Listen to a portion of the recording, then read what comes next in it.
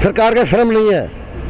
सरकार ने इतने वादे करे, सरकार ने एक भी वादा पूरा नहीं किया है। सरकार बिल्कुल बेशर्म है। सरकार को बिल्कुल अपना उघाड़ा और नंगलापन दिखा दिया है। मोदी जी तो अभी संसद में भावुक हो गए, आप कह रहे शर्म नहीं है, वो तो रोने वाले थे। वो रोए भी, 600 किसान मर चुके हैं, उनके ऊपर तो मोदी जी ने आंसू आए नहीं है। आज किस बात से रोते हैं वो? मोदी जी अडानी पानी का पोता होता है, वहाँ पर खुशी मनाने के लिए जाते हैं। 600 किसान मरते हैं बॉर्डर के ऊपर, मोदी जी का आज तक आंसू नहीं आया। आज मोदी को कैसे आंसू आते हैं? कौन होता है मोदी? मोदी की सरकार ही नहीं है। क्योंकि जो 3 काले कानून सरकार लेके आई है, पहली बात तो सरकार पूछते भाई इसमें काला क्या है। इसमें काला ये है कि जो आपने कानून बनाए हैं वो गरीबों के पक्ष में नहीं बनाए, वो प्राइवेट जो घराने हैं, जो बड़ी बड़ी कंपनियां चलाते हैं, अडानी अंबानी, उसके पक्ष में बनाए। और मैंने क्या बोले आपको, बीजेपी का कुछ है ही नहीं, बीजेपी की सरकार ही नहीं है। सरकार अडानी अंबानी की है, खुद मोदी भी क्या है। जब तक अडानी अंबानी इनको नहीं बोलेगा तब तक ये पीछे हटने वाले नहीं है। अडानी अंबानी की सरकार है, कारपोरेट घरानों की सरकार है, ना इसके अंदर मोदी है, ना इसके अंदर कोई मिनिस्टर है, और ये सारी सरकार फेल है। देखिए ऐसा है, प्रधानमंत्री जी से मैं पूछना चाहता हूं, जो कोटे के अंदर किसानों का 1 kg सरसों का तेल आता था हरियाणा के अंदर, वो लगातार 2 महीने से बंद है। तो मैं सरकार से पूछना चाहता हूं वो क्यों बंद किया गया है? कैसे किसान, आप छोटे गरीबों का पक्षधर कर रहे हैं? ये संसद किसान की है, वो संसद लुटेरे की है, ये संसद गरीब वर्ग की और ईमानदार आदमी की ये संसद चल रही है। सरकार पूंजीपतियों के दबाव में है। जो ये कानून बनाए हैं ये पूंजीपतियों के लाभ के लिए बनाए हैं। ये सिर्फ नाम के कृषि कानून हैं। जब हम इनको पढ़ते हैं, जब हम इनको देखते हैं, तो ये सीधा सीधा पूंजीपतियों के लाभ के हैं। सरकार है बेशरम, पहली कलम, पहली कलम, पहली कलम, इस पहली कलम ने मार दिए हम तो।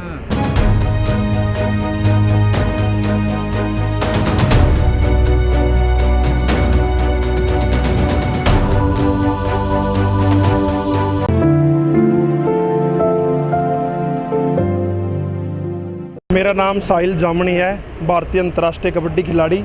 मैं जींद हरियाणा से आया हूँ। क्या लग रहा है सर, आज आप एक सांसद बन के आए हैं किसान संसद में, क्या कहोगे? देखिए मेरे को पहली बात तो सौभाग्य प्राप्त हुआ कि पहली जो किसान संसद देश के अंदर लगी उसमें सांसद बनने का मौका मिला। और आज जो संसद किसानों की चल रही है वो इस बात को लेके चल रही है कि जो सरकार 3 काले कानून लेके आई है वो बिल्कुल गलत है। नहीं, देखिए आप एक छोटी ही मेरी बात बताइए, पहले जो अनाज मंडी में हम फसल बेचने जाते थे उसमें 400-500 रुपये ट्राली वाला किराया लेता था 1 किले वाले से।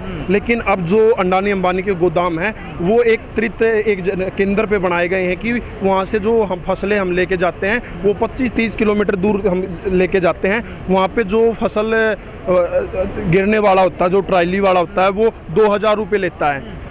बस तो हमें पहले भी कुछ नहीं रहा है, वहाँ पे हम 1500 रुपये। सर किसान 8 महीने से सड़कों पर हैं, दिल्ली के चारों तरफ बॉर्डर पर बैठे हुए हैं, सरकार टस से मस नहीं हुई है बिल्कुल भी। देखिए सरकार को टस से मस होना चाहिए, क्योंकि जो सरकार है वो भी इन किसानों द्वारा ही वोट देके बनाई गई सरकार है। क्योंकि नरेंद्र मोदी जी ने चुनाव गद्दी संभालने से पहले, जो देश की गद्दी संभालने से पहले एक नारा दिया था, सबसे पहला जो हमारा काम होगा, सबसे पहला जो हम संसद में पास करेंगे वो किसानों का, जो जितने भी किसानों के ऊपर कर्जा वो माफ़ करेंगे और MSP देंगे, ये वादा करके सरकार आई थी और इससे अब वो चूक रहे हैं। हमने इसीलिए दोबारा मोदी जी को चुना था।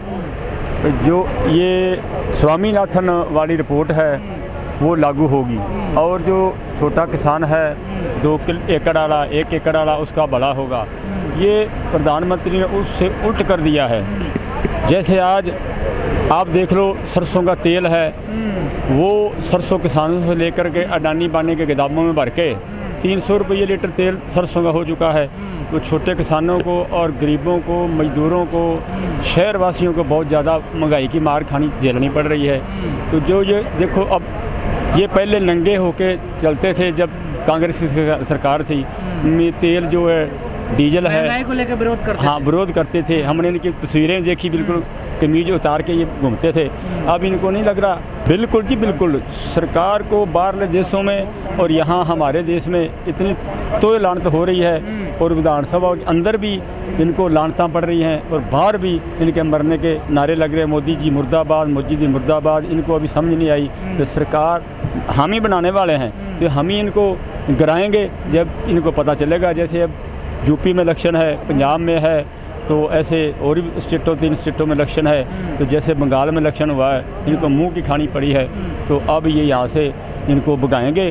तो इनको मैं तो अपील करता हूँ किसानों को, इनको घरों ना पड़ने दें। जैसे ये किसान दुखी हो रहे हैं, तो बार विधानसभा ये पहली बार हुआ है जब इससे दुनिया बनी है, ये पहली बार हुआ है कि 2 संसद लगी हैं हिंदुस्तान में, एक अंदर और एक बाहर किसान मजदूरों की संसद चल रही है, आप देख रहे हो।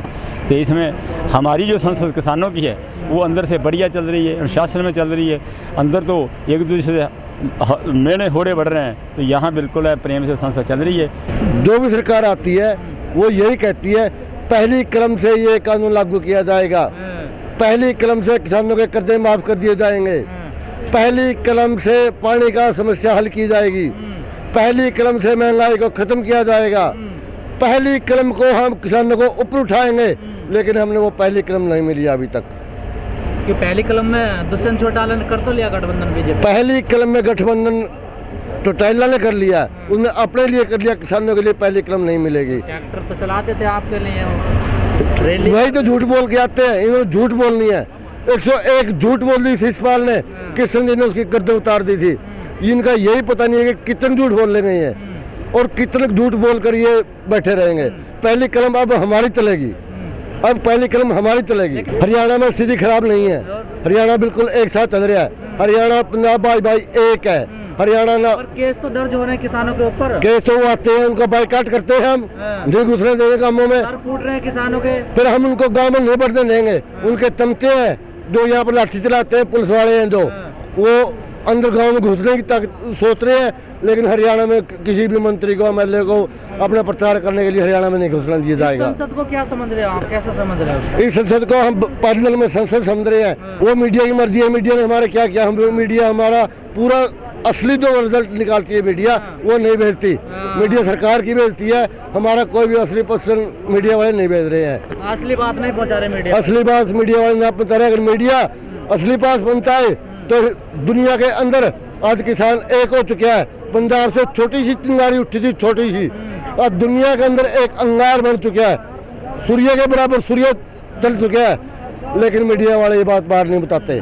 किसानों ने तो चिट्ठी भी लिखी है कि भाई वार्ता करें, लेकिन वो वार्ता करने के लिए तैयार नहीं है और वो गुमराह कर रहे हैं जनता को, देश को गुमराह करके ये कह रहे हैं कि हम वार्ता करने के लिए तैयार हैं। जब वार्ता करने के लिए तैयार हैं, किसानों ने चिट्ठी लिखी हुई है, तो क्यों नहीं बुलाते? नहीं, प्रधानमंत्री जी एक तरफ अन्नदाता कहते हैं, दूसरी तरफ सड़कों पे छोड़ रखा अन्नदाता को। नहीं, प्रधानमंत्री जी की जो बात है, आप देखिए प्रधानमंत्री जी ने अपने संबोधन में कहा, जब कोविड की दूसरी लहर थी तो उन्होंने कहा कि जो जमाखोरी है, जो कालाबाजारी है, ये मानवता के खिलाफ है। लेकिन दूसरी तरफ वो आवश्यक वस्तु अधिनियम में संशोधन करके जो खाद्य वस्तुओं की कालाबाजारी को और जमाखोरी को अलाउ कर रहे हैं, तो वो दोहरा मापदंड अपना रहे हैं। जब उन्होंने ये कहा था कि जमाखोरी और कालाबाजारी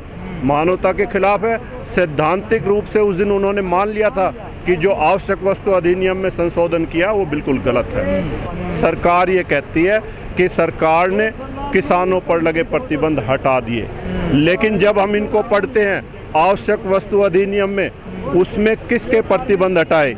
उसमें उन्होंने पूंजीपतियों के प्रतिबंध हटा दिए।